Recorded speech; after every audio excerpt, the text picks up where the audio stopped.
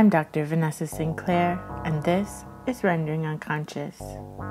My guest today is Dr. Dany Nobus, a clinical psychologist, psychoanalyst, professor, and former chair of the Freud Museum, London. He's authored, edited, and contributed to many psychoanalytic books and journals. His main research interests include the history, theory, and practice of psychoanalysis, the history of psychiatry, and the intersections between psychoanalysis, philosophy, and the arts. He's here to make a big announcement, so stay tuned. You can follow him on Twitter at Dany Nobus. That's DANYNOBUS.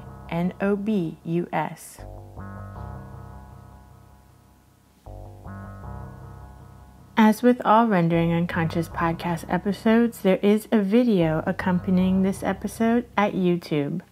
Just visit Trapart Film's YouTube channel. That's TRAPART Film at YouTube, or search for Rendering Unconscious Podcast. Links to everything can be found in the text accompanying this episode. You can visit my website, drvanessasinclair.net, or the podcast's main website, renderingunconscious.org, for links and more information.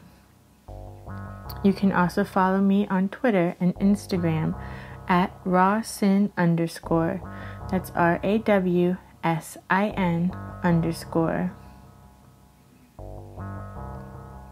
Rendering Unconscious is also a book, Rendering Unconscious, Psychoanalytic Perspectives, Politics, and Poetry, from Trapart Books 2019. For more information, you can visit our publisher's website, trapart.net. That's TRAPART.net.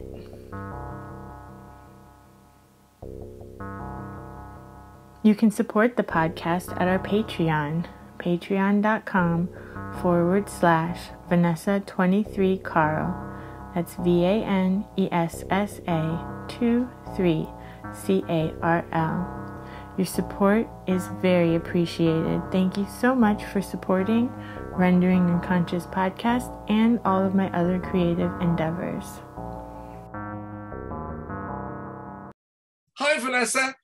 Hey, Dany. How are you? I'm very well, thank you.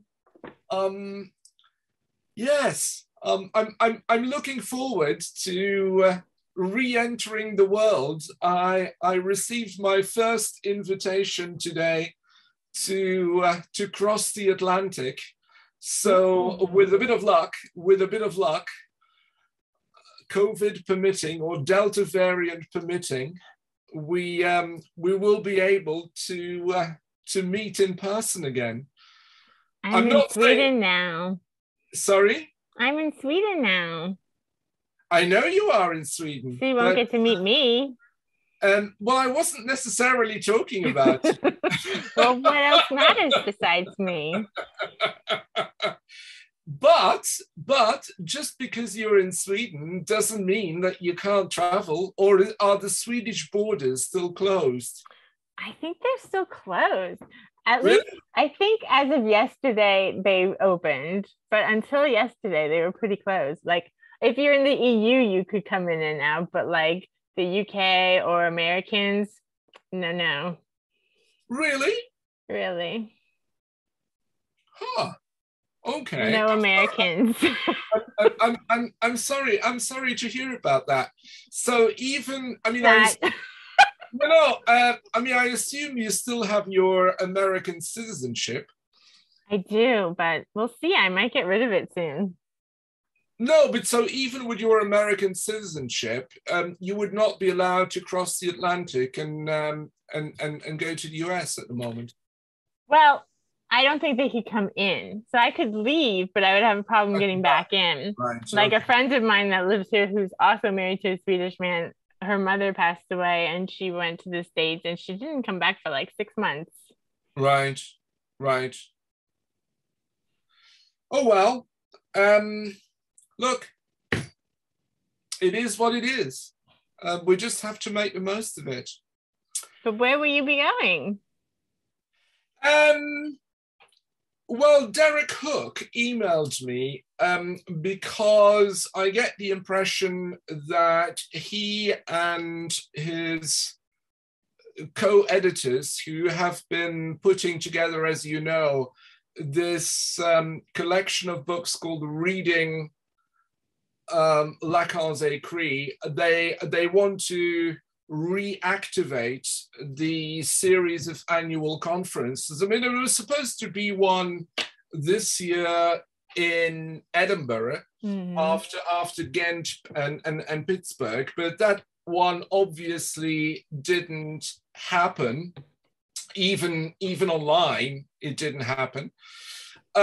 So I got the impression, because it wasn't entirely clear, that Derek wants to reinitiate that series of conferences and is thinking of having the next one in Pittsburgh again, rather than waiting. So, but I saw it as an indication that that the world is opening again, and that we are finally going to stop being zombified by by what we've been stuck with for the past, God, it's almost 2 years. There you go. For the past 18 months or 20 months, and yeah. So that's that. What else would you like to know? Well, I actually love those books. And I started, before all of this happened, I started having people, well, I've had one so far, but I have the idea to do a whole segment of the podcast that's just talking to the people that wrote chapters for those Reading Lacan's Écrits books. So we could talk about their chapters and have Reading Lacan's Écrits podcast series. So I did Todd McGowan on signification of the phallus, and yeah, I want to continue to do more. So you'll have to come back to talk about yours. Well, that's a very good idea, actually, because I mean, you don't want people to regurgitate what they've written in their chapters, but I think it would be very interesting, and I definitely would be interested to hear people's stories of how they tackled the text that they were eventually assigned to unpack. And, you know, we don't necessarily need to talk about that now, but I would definitely be interested to share with you my pain and my anguish and my my shame, my embarrassment, my anger, my I mean, I can go through the whole range of affective qualities when it came to trying to explain this most impenetrable of Lacan's writings. So, but I think it's a very good idea. Yes. Yeah, I mean, it's the Écrits. You can't talk about it too much. It is impenetrable, as you said. So we can penetrate it some, and then some more, and then some more.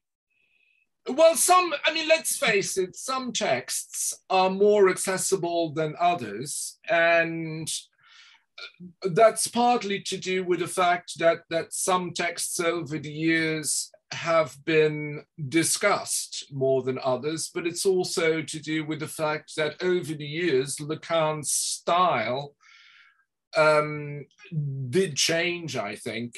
So, yeah. It doesn't mean that the book, as a result of all of this, is accessible to to the person who sees and approaches it for the first time. But look, I would definitely be interested in hearing what people's stories are. Or actually, I would be hearing about people's methodologies, like how do you even start explaining to a layperson a particular Lacan text? Yeah, because our study group and David Lichtenstein has a study group in New York that meets once a month to read Lacan. And I mean, we would read one paper for like 2 years. You know, we just like sit and read a sentence and then another sentence and then talk about it for 30 minutes. You know, we get through like one tiny paragraph in every meeting, you know?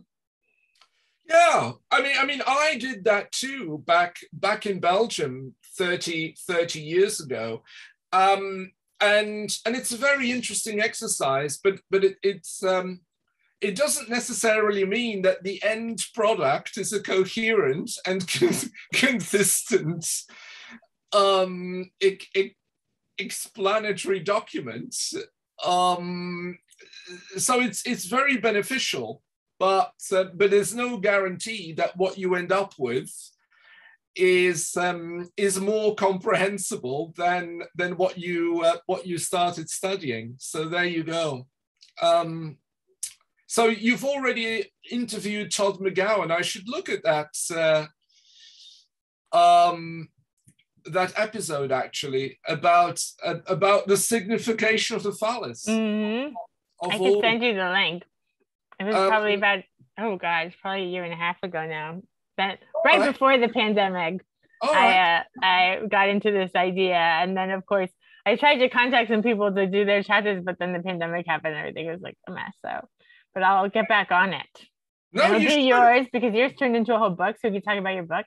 And then the other thing that's great that I did recently is I talked to Derek Hook and Sheldon George and a couple of other people that were in their edited collection, Lacan and Race.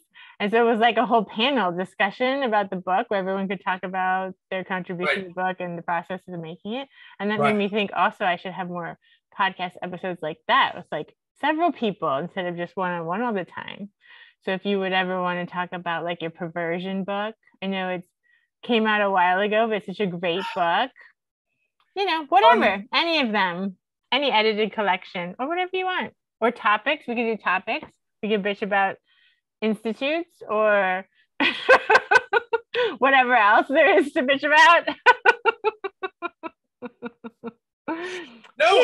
Sure. Sure, absolutely. We can have topic discussions, little panels. Absolutely. Sure, yeah, absolutely. You see, I say yes to everything. I know, but then I don't see you for a year and a half. In any case, if you want me to talk about, I'm not going to go through everything I experienced again. If you want me to talk about how I ended up writing on Kant with Sade, I would be more than happy to do so.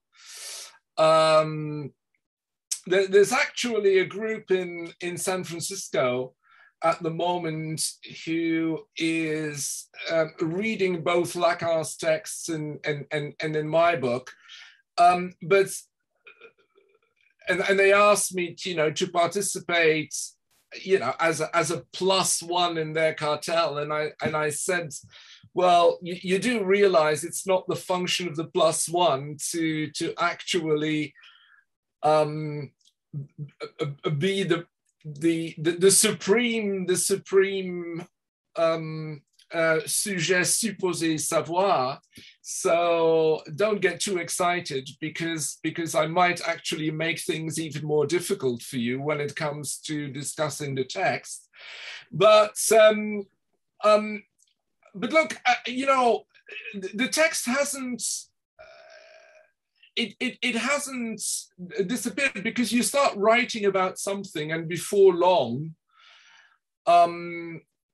it turns into something else. And I'm only saying that because as a result of that Kant with Sade book, I got an invitation, and I can't say no.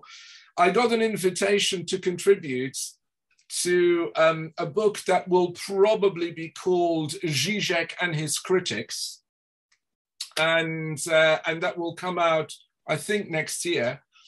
And they gave me carte blanche as to what aspect of Zizek's voluminous works I wanted to criticize.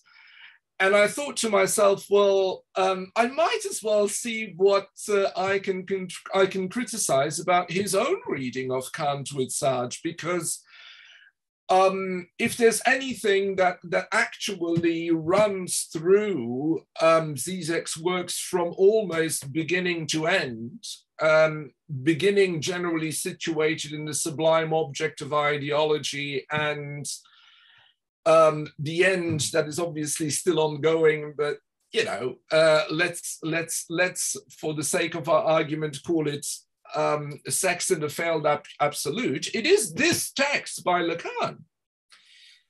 So I spent about 2 months over the summer, slight exaggeration, reading 25,000 pages of Zizek, teasing out every single reference to Kant with Sade, and having a go at his interpretation. And the purpose of the book is that Slavoj will then respond to each of the criticisms, but I haven't received his response to mine yet. I'm looking forward to that. All this to say, Vanessa, that although it was never my intention to write on Kant with Sade, and that's the truth, when you eventually take something on, it starts to lead a life on its own, and one thing always leads to another. There you go. Very true. But if you want to know what I'm really working on, then I'm happy to tell you.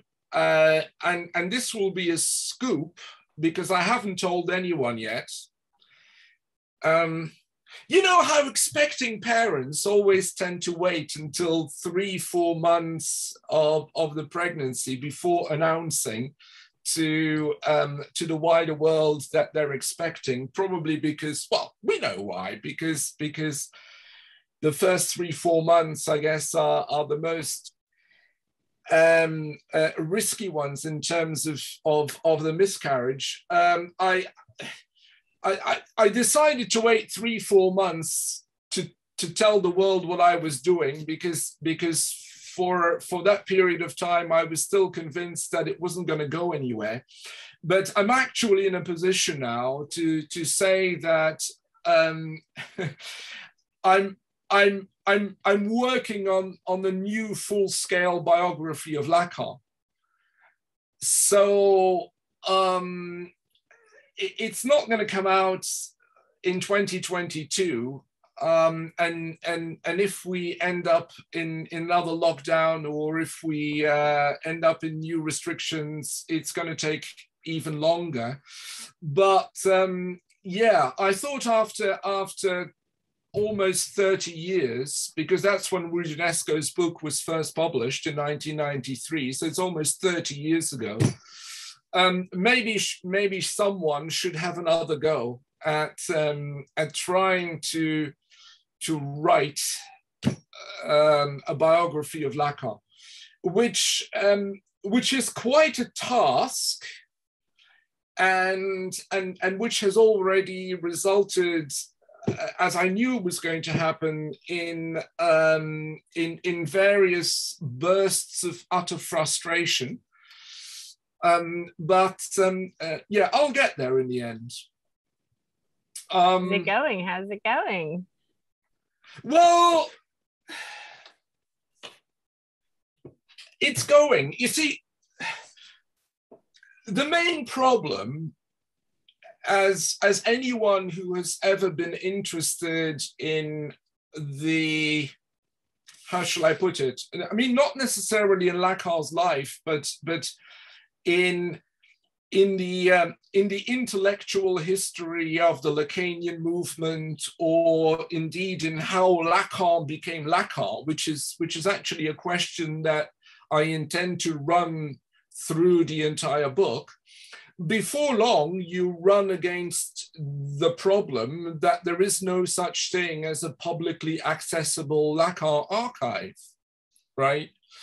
So, and Lacan is probably the only major French 20th century intellectual for whom that is the case, because all Foucault's papers were deposited at the Bibliothèque Nationale de France.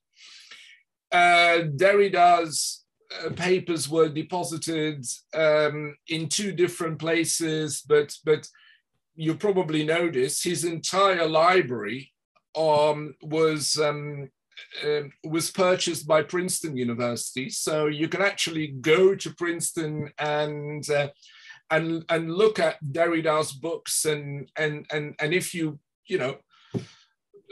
if you're really interested, you can even see the annotations that he made in certain volumes. But so we don't have something like that for Lacan, as a result of which the historian, the biographer, anyone who's interested in reconstructing, I mean, even a text such as Kant with Sade, which went through various versions, if you're interested in reconstructing the developmental history of a certain paper, you run into problems. But I thought to myself, if Rudinesco could do it back in 1993, then I can probably do it 27 or 30 years later.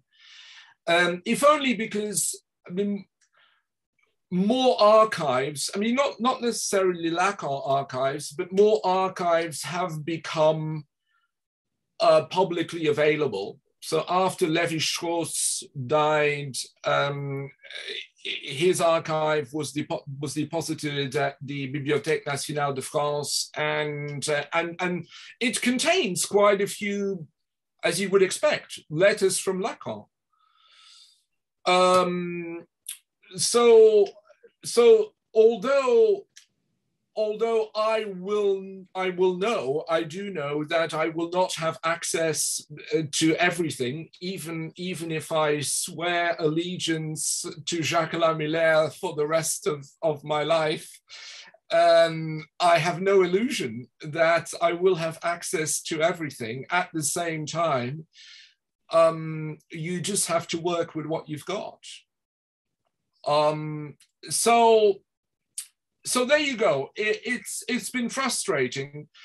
I mean, especially the early years. We know relatively little about the first 20 years of Lacan's life. Although, again, as you may know, at the instigation of Miller, who is quite literally the proprietor and the official, how shall I put it, owner of Lacan's legacy, some new documents were released recently, including a little paper that Lacan wrote when he was 18 years old. So,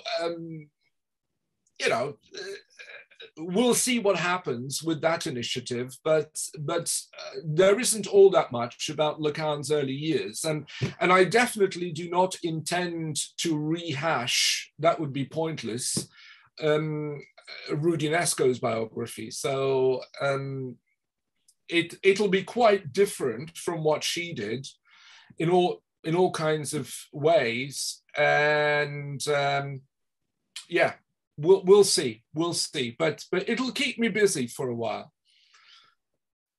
Seems like a fun project, a deep dive into Lacan the person. Well, as I said, one of the questions that there's a whole background story that is characterized by a lot of ambivalence on my part, vis-a-vis publishers who wanted to persuade me to take on this project, and me first saying yes because I can't say no, and then, you know, saying no and then saying yes again, etc., etc. But one question that actually eventually persuaded me to take it on is the question, you know, how did Lacan become Lacan? Mm. I mean, how do you explain that when A Cree was published in 1966, how do you explain that it became an overnight success? I mean, I don't have the answer just yet. I really don't. But it's extraordinary. I mean, and I'm saying it's extraordinary not just because it seems unimaginable that a 900-page book that, let's face it, is we mentioned it before, is quite inaccessible, if not to say totally impenetrable, would be an extraordinary success. It's at the same time, it must say something about how French people during the mid-1960s either were looking for something to dig their teeth in, or maybe the topics that Lacan was broaching were appealing to the issues that people at the time were dealing with. So, yeah, how did Lacan become Lacan? What would your answer be to that question? Well, I wanted to know what you think about his relationship with the Surrealists. Well, look, I mean, there is no doubt in my mind that Lacan was very good at promoting himself.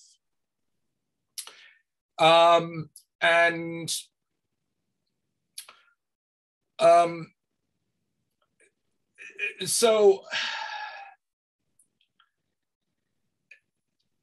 the question about his relation with the Surrealists is also a question about how Lacan saw himself as someone who had something to contribute to Surrealism, not only as an artistic movement, but as an intellectual movement. And that requires not only a certain degree of self-confidence on Lacan's part, but it also requires a certain degree of courage, I think, and knowledge about how you can present yourself to this group with your ideas. Now, we all know that, well, maybe we don't. Look, here is what I think. I think Lacan was more impressed by the Surrealists than the Surrealists were impressed by Lacan. So I think Lacan was keener to know for himself that he was part of an artistic and an intellectual movement than the Surrealists felt they needed Lacan in order to establish themselves and to gain recognition. I mean, I don't think that Surrealism would have been worse off, or I don't think that Surrealism would have been less popular if Lacan hadn't been there, if you know what I mean. It just so happened that he bumped into André Breton, and they started talking, and Breton had gone to see Freud, and it wasn't exactly a meeting of a particular successful nature, as Breton writes about, but the bottom line is that I think Lacan had a keen eye for people, for movements, for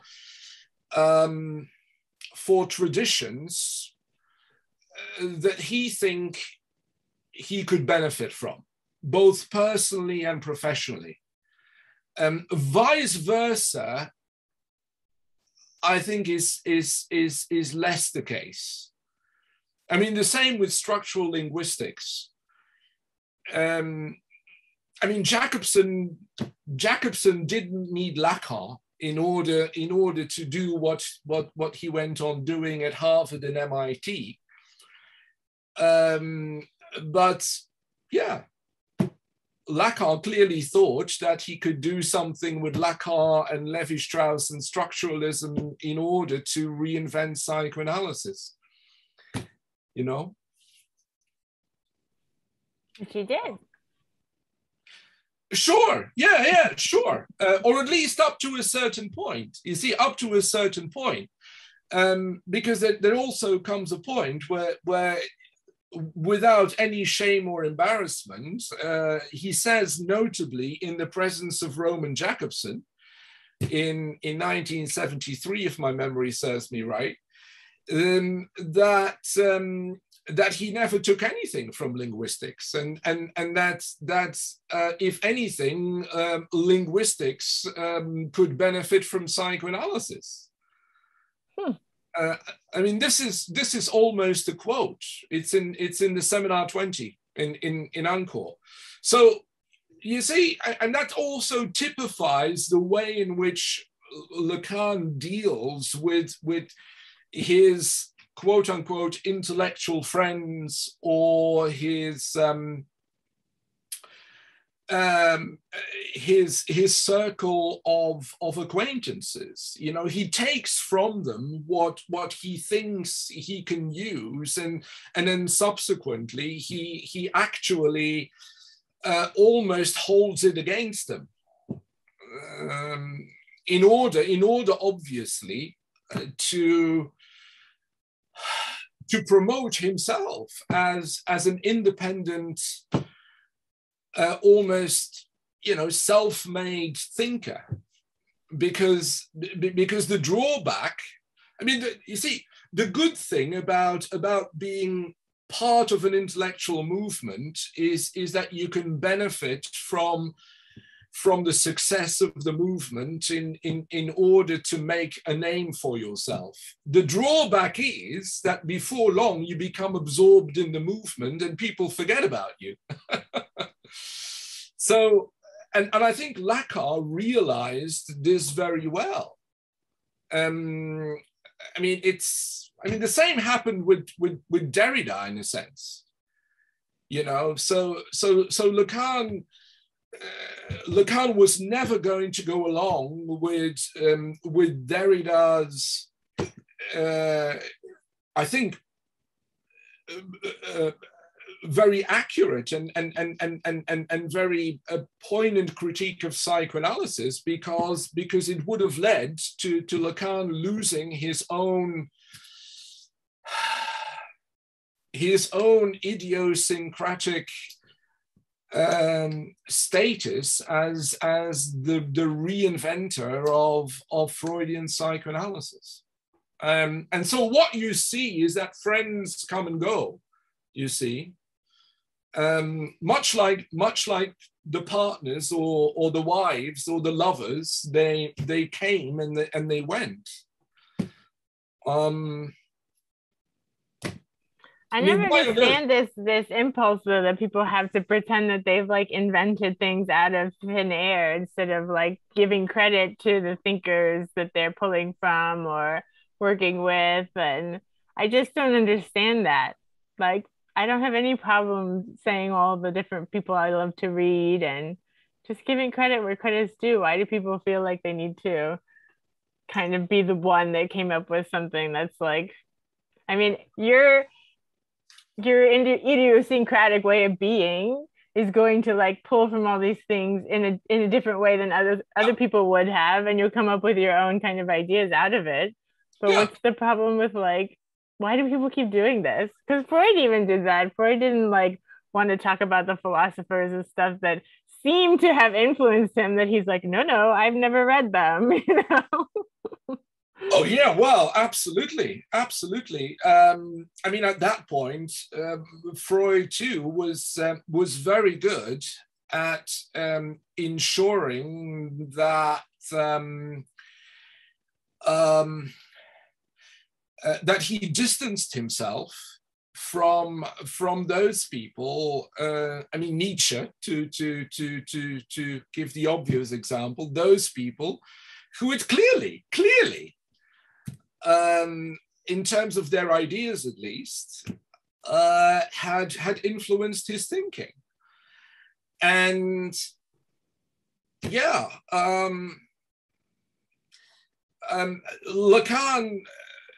Lacan had the same attitude towards his contemporaries and towards those who came before him. But I guess look,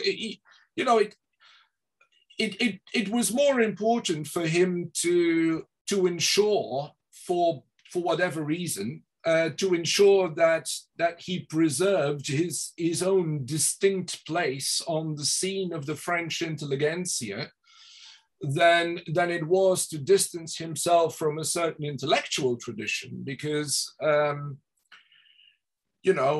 inscribing yourself in an intellectual tradition is one thing, and by this I obviously mean Freudian psychoanalysis. So Lacan did not have any reservations claiming that he was indebted to Freud. But that was it.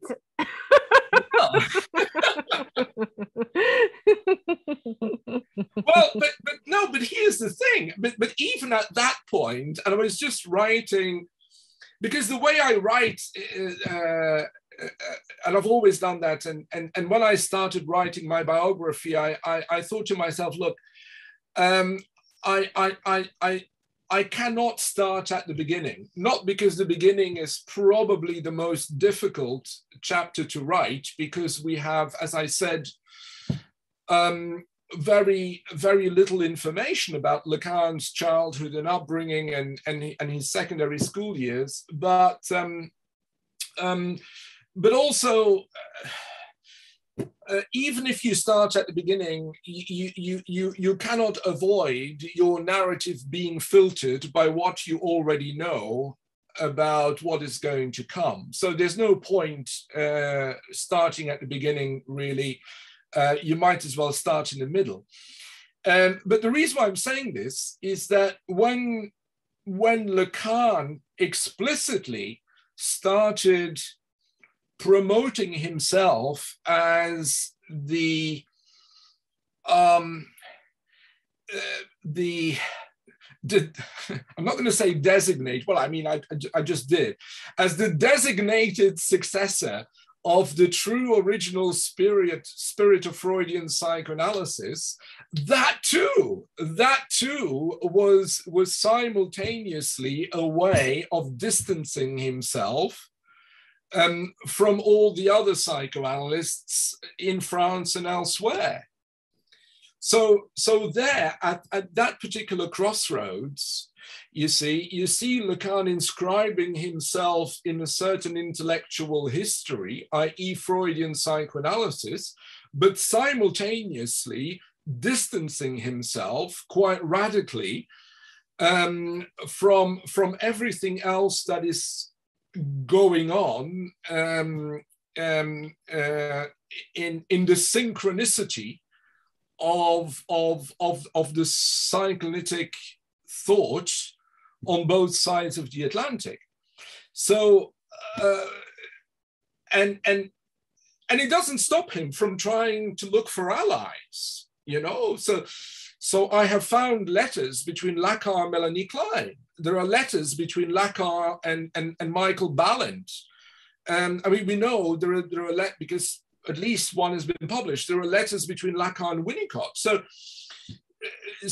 So he tries to find allies because he somehow realizes that without allies, his name, his contributions will not survive. But when he does find allies, there always comes a point where he then actually distances himself from them, as if, you know, as if his newfound, and I think sometimes it's totally illusory, his newfound loneliness provides him with a new source of inspiration, or a new source of drive to take the next step, you know. And that's something else I've been thinking about, you know. Would Lacan have become Lacan without all these, well, okay, without the three major splits in the French psychoanalytic movement during his lifetime?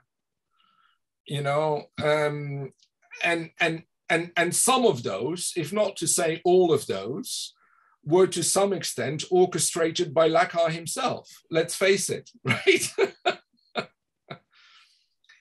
So, you know, whether all of that was carefully planned, I don't know, and I don't think anyone will ever know. But it is interesting to see that that almost on each of the three occasions when there is yet another institutional rift, and Lacan is being betrayed by those people he considered to be his allies, he takes advantage of it. You know, Theodor Reich had this wonderful formula called ruined by success, but rescued by failure.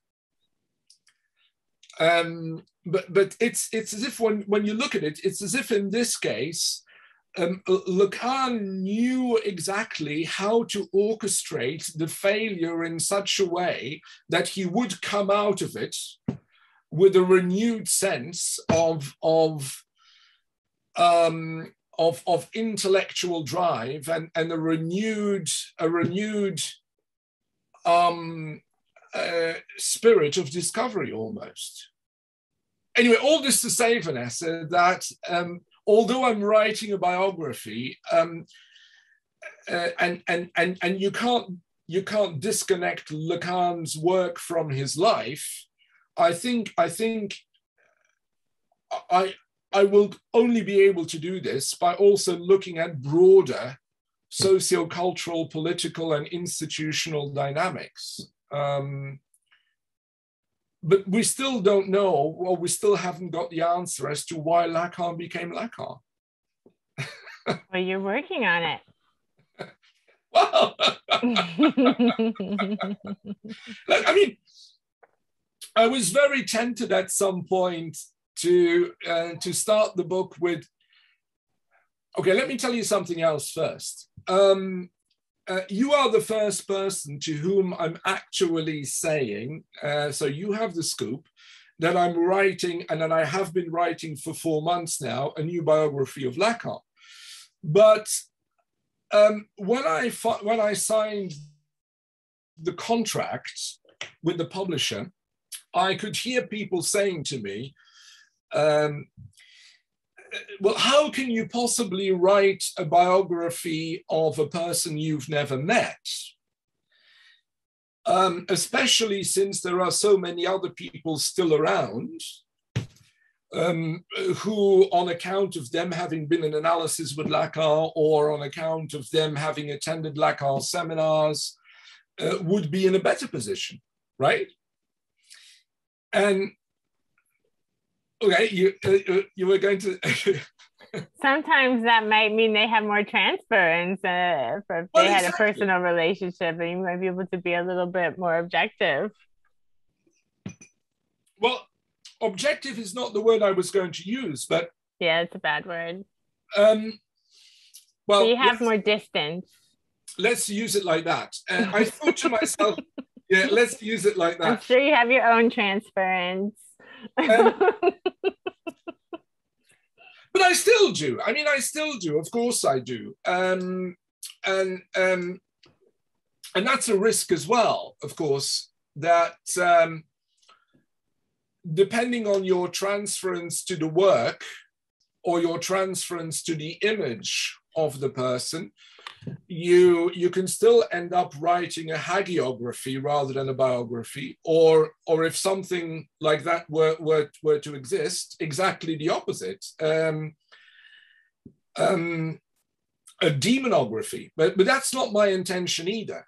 But I thought to myself, look, I mean, the fact that I never knew the man, that I only got to know him on account of listening to other people's stories, at least allows me to compare and contrast, or to situate various narratives, various subjectively inflected and filtered narratives into something that may be closer to the truth. There you go. Let's not call it objective. Let's call it truthful, which, you know, is perhaps even a worse word than objective. But look, but that's not what I was going to say. I was going to say something else. I forgot now. You see, I did lose my train of thought. It's because of the books. They distract me. Don't do that, Vanessa. Oh, you should see my whole office. So you want to see this? You see, I'm going to get even more distracted now. Oh my God. Wait. Oh my God. I need to move to Sweden. Ta-da! Got enough books for you? Do you realize that your office is bigger than my entire flat? Probably. This is an addition that was built onto the house in 1884. It was the mayor. We live in the mayor's house, the mayor of the town. And this was his office where he met people. So it's like an addition with an entrance. People could come and meet the mayor. So now I live here. And there you are. There you are. With my own fireplace in my office. I know. I saw it. Yes. No, I might as well say it. I am deeply envious. It's pretty nice, I must say. I'm deeply envious because if there's one thing, well, I mean, look, there's lots of problems with living in London, but if there's one thing that is troubling me more and more, is it's that this flat, and this is the third flat I've lived in over the past 25 years, is once again becoming too small for the books that surround me. So I hate moving, but unfortunately, on account of what is behind you and the accumulation of them, I will need to move again. And it's basically what happens. You need a bigger place to fit the books. Yeah, absolutely. Well, some people, I mean, Derrida, you might know this. Derrida didn't live in central Paris. He lived in a southern suburb called Risse-Orangis. What a lovely name is that? And so he built himself a shed. But I can't even do that because I'm on the first floor of what I think is an Edwardian house. So I can't even build a shed. Have you seen Umberto Eco's? Well, there's like a video of him walking through. I This mean, is like and turning. It's just like I a mean, maze. I mean, He's gold. He's I gold watch, right there. I watch that. I mean, Umberto Eco, and not just because of his erudition or his love of books, but I think because of the man he was, i.e., a very modest, humble, and of course very erudite, but also a very funny man. Did you see the interview that was done, I think, shortly after The Name of the Rose was published, and they asked him because he had never published a novel before, right? So everyone only knew Umberto Eco as a semiotician, as an academic who writes very technical books about semiotics, and so they asked him, you know, I'm paraphrasing, so how on earth, at the age of 45 or something, did you decide to write The Name of the Rose? And he said, look, I was in my early 40s. I'm an Italian, right? I could have bought myself a Ferrari. I'm paraphrasing. I could have bought myself a Ferrari. I could have had an affair, right? Or I could have bought myself a Ferrari and have an affair. Or I could have left my. I'm starting to make things up, but you know where this is going. He basically said, "Look, like everyone else, I had a bit of a midlife crisis, so I thought, oh, why don't I try write a novel?" Now, it's so perfect for him. Sorry? That's so perfect for him. Well, it sounds like a perfectly good. It sounds like by the way, my midlife crisis is not the reason why I'm writing a biography of Lacan. I already bought my Maserati 10 years ago. And let's not talk about affairs, Vanessa. But it's as good a justification as any for writing a novel, right? So yes, I did see that video of Umberto Eco, but if you want to watch another one that is equally good, if not better, you have to watch on YouTube a video of Dick Maxey's library. Do you know? Have you seen it? Do you know Dick Maxey? Okay, all right. So after when we finish this episode of your show, you should go onto YouTube and you enter either Dick or Richard Maxey, and you'll see what I mean. So. But there's a backstory to this because Dick Maxey was at Hopkins throughout his academic career, and Dick Maxey was one of the two people alongside Eugenio Donato who was responsible for the organization of that famous conference at Hopkins in 1966, where Lacan met Derrida for the first time.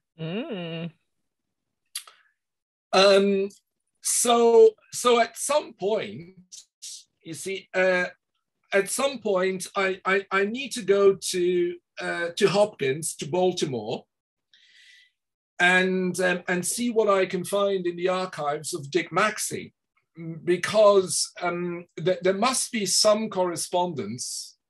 So I love doing that shit, you know. There must be some correspondence between Maxey and Lacan. Here's another one. Here's another. I just pulled it up on YouTube so I don't forget when we hang up. A rare collection, lessons learned from Dick Maxey in his library. Have you got it? Oh, yeah. Yeah. I think, but there's a little video on YouTube where the camera follows Dick Maxey through his house, and then you'll see it. I don't know whether he's number one in history of the largest private library, but he's definitely up there with Umberto Eco. So how did we get to that? Because of my amazing books. Oh yeah. No, because I was saying that. Hello. Well, yeah, and because I was saying that this flat is too small, or starting. And you can't build a barn. We also have a barn, actually, and that's where Carl has all his archives and his books and his publishing and everything. And it's got four chambers plus a second floor plus a little other floor on top. So it's like 3 stories and 4 chambers. Yeah. So. See, to come back to our subject matter, I mean, Lacan himself had bibliophilic inclinations and had quite a substantial library. I mean, nowhere near the volume of books that Umberto Eco or Dick Maxey had, but I mean, we're probably looking at about, rough estimate, about 15,000 volumes.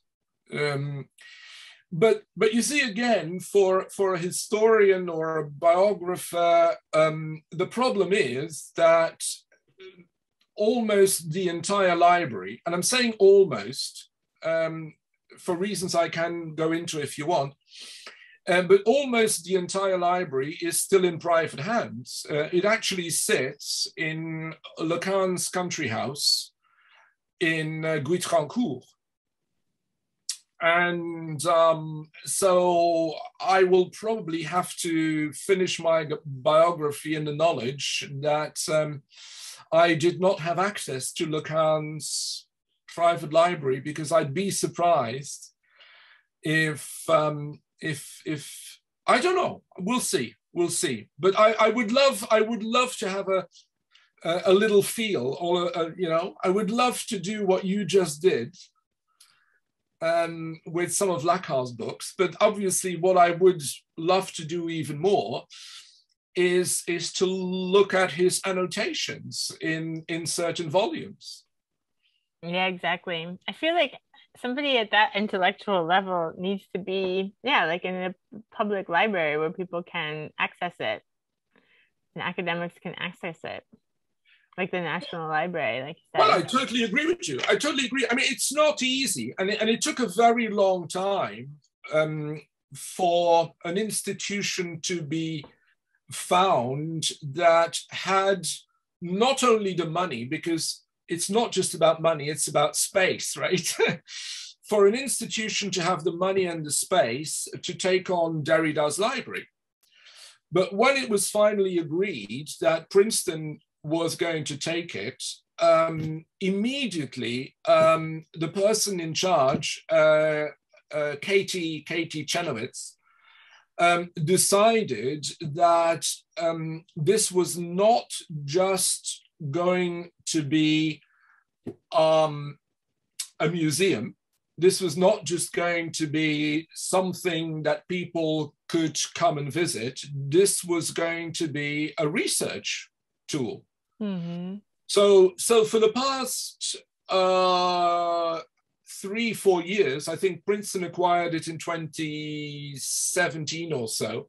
For the past 4 years, students have been going to Princeton to actually look at Derrida's books and his annotations. And but occasionally also, you find bits and pieces of paper, and that Derrida would put inside, as you do, right, inside the books, and so I couldn't agree with you more that if Lacan's library, in its entirety or part of it, had been taken, and I'm sure it would have been taken by the Bibliothèque Nationale de France, then that would have been a much better way to, because that's what it's all about. It would have been a much better way to ensure his intellectual legacy than to keep it in private hands. But look, earlier on, and then I'll stop talking, and then you can say something. I said earlier on almost all Lacan's books, because about a year ago, a significant number of books were actually auctioned by Sotheby's. And it was interesting to see which books were auctioned and which were not, because we know that Lacan had certain books in his library, like a copy of Joyce's Finnegan's Wake, for example. So that one wasn't part of the auction. But what was part of the auction was Lacan's relatively small collection of Heidegger books, all of them inscribed by Martin Heidegger on the last day that he was at Lacan's country house before they went to the big conference in Cerisy-la-Salle. So, needless to say, I did not buy all of the books. So the result of the auction is that the books have now been disseminated to various places and various people around the world, some of whom may not be at all willing to actually share them with researchers, in as far as we actually know, because we don't, right? Unless they come forward, insofar as we know who actually owns them. I mean, it's a scandal, Vanessa. It's an absolute, total and utter scandal. And I already knew that before I started writing this biography. But yeah, I mean, Lacan, here, to give you another one, Lacan is the only major 20th century French intellectual for whom we do not have something that comes even close, to the complete works or the selected works, let's say. I mean, it's insane. It's 40 years since he died. It's 40 years since he died, right? You know as well as I do that we have the complete works of Barthes, despite the fact that Michel Foucault did not want his seminars to be published after his death. Okay, it was agreed that they were going to be published anyway. But Michel Foucault is now in much like Lévi-Strauss in the Bibliothèque de la Pléiade. So there are, for all of them, Lévi-Strauss, Foucault, Barthes, there are scholarly editions that, if they're not complete, are pretty close to constituting an edition of someone's intellectual output that is available readily for scholarly purposes. And with Lacan, it is literally and metaphorically all over the place.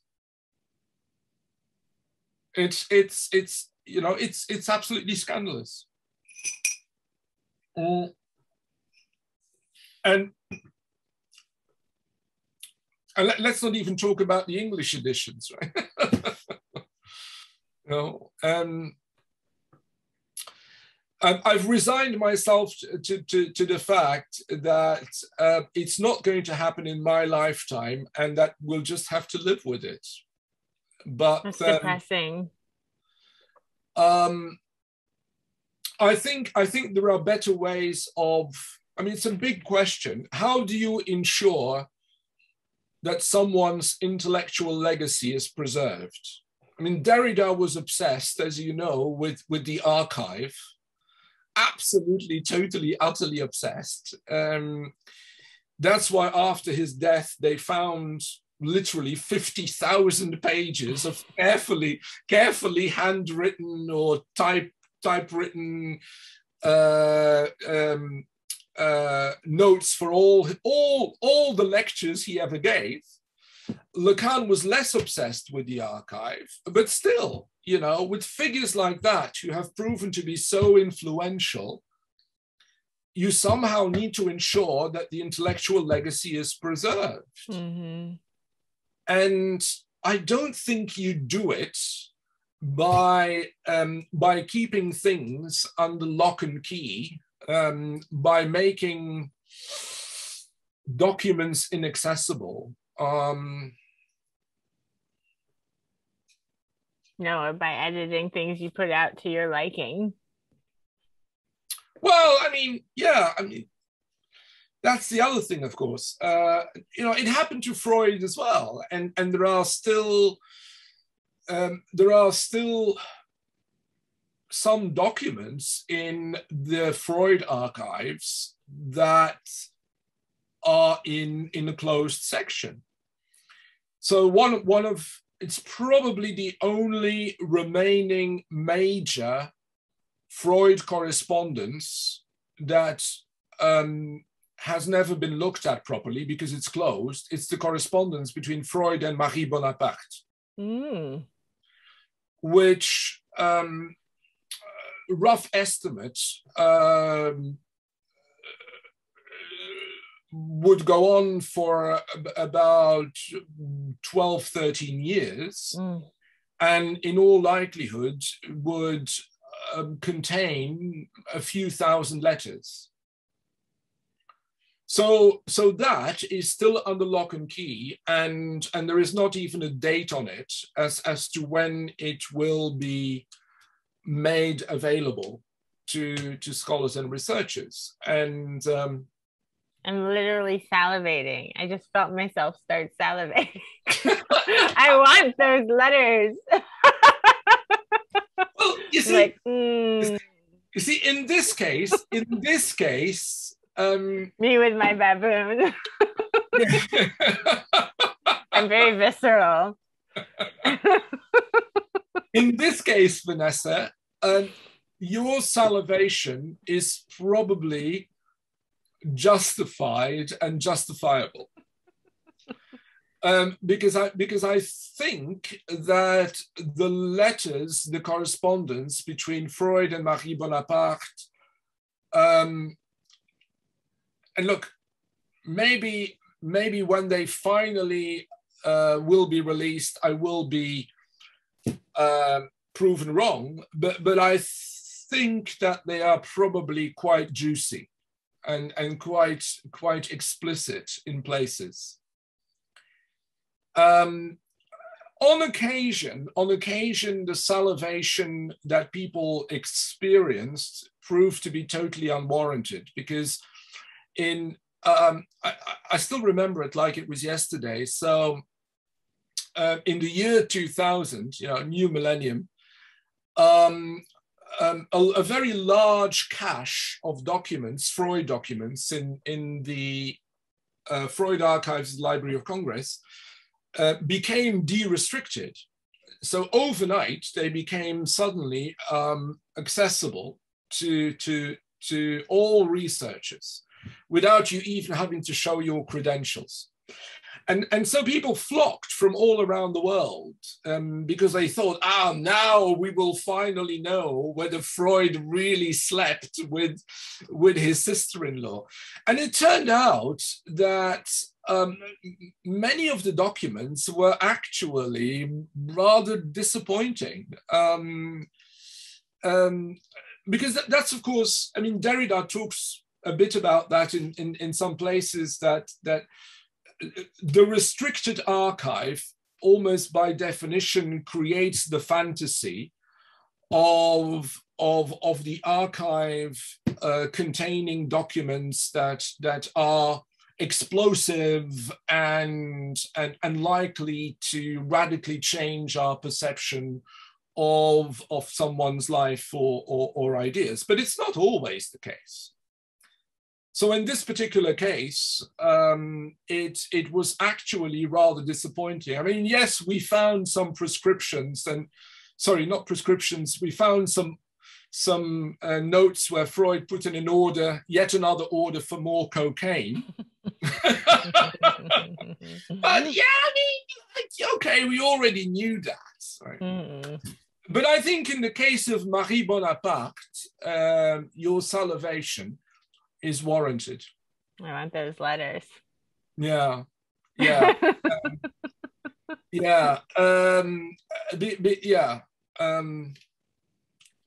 know you had to go in a few minutes, but I also want to tell you that my new best friend, that's become my best friend over the pandemic, is Mary Wild. And the last time I had her on the podcast, I've had her on 3 times during the pandemic, and we talked about you. So I just wanted to say hi. Did you? Yeah. Okay. She said she went to the university specifically because she found your work and wanted to work with you. Is that episode of your show restricted, or is it available? No, I can send it to you. We also talked about the Freud Netflix show and took it apart bit by bit, which is really fun. It's a fun episode, even if you didn't like the show. It's me and Mary like being super hysterics, like fantasizing about what we think Freud was really like. It's great. We both don't think that Freud did anything sexual with his patients like that. He's too much of a good daddy for us. I don't think so either. Although I would not be surprised if the one person, the one woman who really tried hard, that it was Marie Bonaparte. Mm-hmm. But I think even with Marie Bonaparte, Freud was too much of a conventional bourgeois, established, rigid figure to indulge in the temptation. He wouldn't rock the boat. I don't think so. But in letters, could be fun. Yeah. Maybe at least from her side. Maybe she was throwing it at him. I mean, we don't. I love my fantasies. Marie Bonaparte throwing it at Freud. Well, I mean, look. There's a lot I could tell about Marie Bonaparte. We could do a whole show about Marie Bonaparte for all kinds of juicy reasons. But just to go back to the Freud Netflix show, I gave up after 3 episodes. I know. I just couldn't stand it anymore. But it could still be fun to listen to me and Mary talk about it. No, sure, absolutely. Absolutely. You don't even have to see the show. No. But have you noticed? I think we're great entertainment. I'm sure you are. That's also why Mary is so good at I'm not going to say attracting people, at continuing to enthuse people. I'm going to sing her praises now, to enthuse people and attract them to come and listen to her Projections series, which has been running now for, oh my God, almost 10 years, I think, at the Freud Museum. And time and again, Mary comes up with topics and angles that it's amazing. She's gotten me through the whole pandemic. She did the first online course that the Freud Museum had, like in April of 2020. And I was like, ooh, the Freud Museum is doing online courses for the pandemic. Hooray. So I signed up for that, and I've done all of them. And she just had one this past weekend, Halloween weekend, on women in horror. And she was talking about objection and like zombie movies. And I'm like, wow, where did she come up with this? Like everything she talks about is like pure gold. I know. I know. She's like telling him this story and like we're watching these like horribly gory things. And then she's like, so I'm going to bring in this topic now. Just like, what? I love it. I think it's so good. Yeah. Before I go back to writing my biography, have you noticed that, talking of Netflix and psychoanalysts in shows, have you noticed that Lacan keeps reappearing these days in the most unusual places? So he's in The White Lotus. In Squid Game. He's in the. What is Lacan doing in the Squid Game? His book is on. His book is there. Yeah, but you see, what is also so interesting about this? What is also interesting about this is that whoever did the captions did not really have to go through the trouble of translating the title of that book that just happens to lie on the desk of the missing brother, right? So it would have been totally fine for the narrative, for the intrigue to unfold without the title of that book, and I think it's translated as The Theory of Desire, right? For the title of that book to appear on the top of your screen. Now, the fact that it appears at the top of your screen, of course, gives more weight to the fact that the book is there, and it makes you, and this is episode 2, I think, if I remember well, and it makes you think, okay, so what is the relevance of, I mean, Lacan never wrote a book called The Theory of Desire. So whatever that book is, I should ask my Korean friends, whatever that book is, it's probably a compilation, I assume, of papers by Lacan. And that assumes, because I don't read Korean, that assumes that the translation is correct. But it got me thinking, like, what's the relevance of the missing brother having read Lacan's Theory of Desire for the rest of the narrative? It's a genuine question, Vanessa. Do you know the answer? Well, we'll find out the answer because, I told you last time we chatted, not on the podcast, just chatted. I told you I was doing that series at Morbid Anatomy Museum, and Todd McGowan is going to talk about Squid Game. Actually, in the same lecture is going to be Mary Wild. It's going to be Mary and Todd McGowan, and he's going to talk about the Squid Games. I'm sure he will talk about this. And Mary's going to talk about Polanski's apartment trilogy films like Rosemary's Baby and Repulsion. Yeah. So when is that? Tenet. It's in January. I think it's January 23rd. Okay. I shall be in the audience. That'll be fun. Because you see, if it hadn't been on the top of our screen, only a very small proportion, i.e. those people who can actually read Korean and who have an interest in books, would have known that Lacan was sitting on that desk. but I feel like, I mean, maybe I'm making too much of it, and I would like to hear what I Todd. don't think so.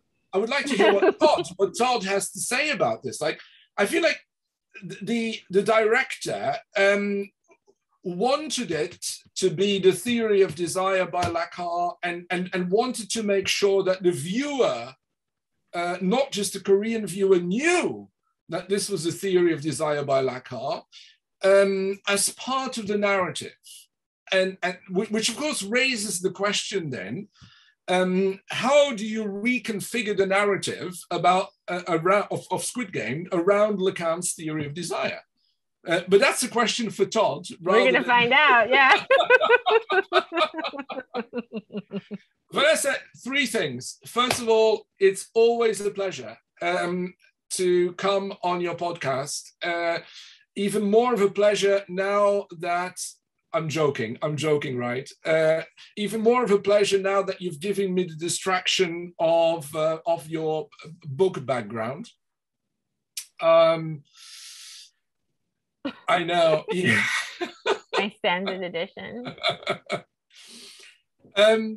Two, I really do think it's a wonderful idea to ask people who contributed to the Reading Lacan's Écrits series to ask about their experiences of making Lacan understandable.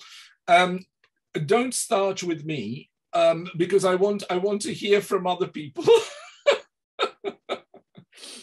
I will get on it. That'll be my new project for 2022. I'll see how many I can bust out. I'll focus on it.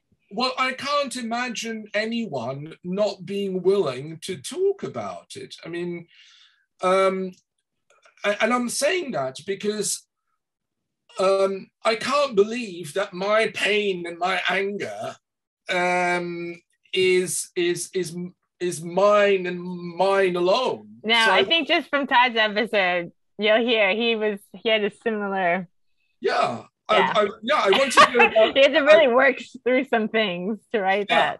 But I would also like to hear about other people's methodology, like because, okay, and then we're going to stop. Like my first obstacle was not so much the fact that I was confronted with a text that even Lacan says is totally incomprehensible. So even Lacan himself says it. But my first obstacle was, like, what method am I going to use in order to write something coherent for someone who knows nothing about Lacan, about something that is totally incomprehensible? Like, you know, so I would be really interested to hear about how people actually approached the text in order to arrive at their explanatory document. Thirdly, it's always a great pleasure chatting to you. I feel like once again I've been ranting for an hour and a half. The rant man. But I am the rant man. But now you know, Dany Nobus is writing a new biography of Lacan, which will be the first one in 30 years or so. And every so often you will hear about it. And we look forward to it. Thank you so much, my dear. Thank you, Dany. Thank you. Don't forget to look at Dick Maxey's library. That's why I pulled it up. Yeah, and tell me what you think about it. All right, and I'll send you links to Mary and Todd's Signification of the Phallus so that you can have easy access to them. Please do. Thank you so much. Talk to you soon. Bye. Bye.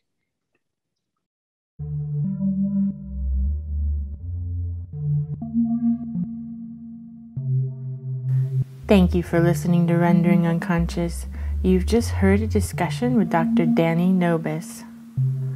For more, you can listen to our previous discussions, Rendering Unconscious episode number 67, as well as episodes 24 and 25. And follow him on Twitter at Dany Nobus. You can visit my website, drvanessasinclair.net, or the podcast main website, renderingunconscious.org, for links and more information. You can also follow me on Twitter and Instagram at rawsin_. That's RAWSIN_.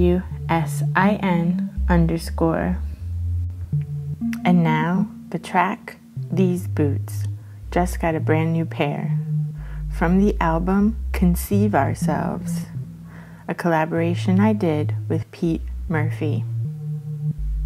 Available at Highbrow Lowlife's Bandcamp page. That's highbrowlowlife.bandcamp.com. Enjoy.